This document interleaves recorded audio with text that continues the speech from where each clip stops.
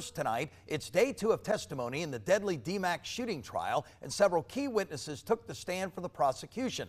2 News reporter Aaliyah Seabrooks is outside the Montgomery County Courthouse where testimony concluded for the day. Aaliyah, walk us through what happened in the courtroom today. Jack, today the jury heard several testimonies from witnesses who worked at the DMAX plant and saw the shooting when it happened. Now, witnesses say they did see Frederick Cox pull a gun out of a backpack and shoot Allen. Now then, the woman at the center of the love triangle between Allen and Cox took the stand, and she detailed the threat that Cox made to her just minutes before he opened fire. Now, employees testified that the defendant, Frederick Cox, and the victim, Jeffrey Allen, had a verbal argument minutes before the shooting. They say that's when Cox returned with a backpack on his body and confronted Allen at his workstation. Witnesses say Allen walked towards Cox with his fists raised. That's when employees say Cox pulled out a gun and shot Allen in the head.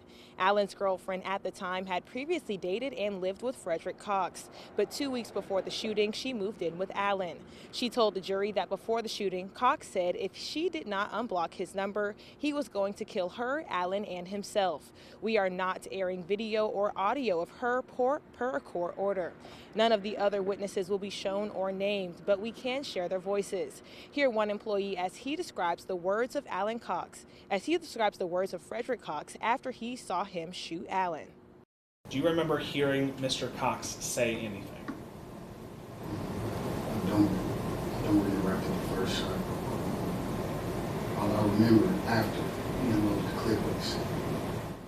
And what did he say? I told him, I told y'all not to shoot him.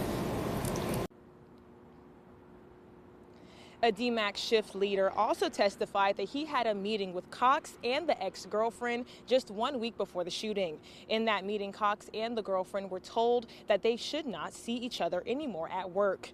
Testimony does continue tomorrow, and the prosecution will continue presenting their evidence in their case. Live in Dayton, Aaliyah Seabrooks, 2 News.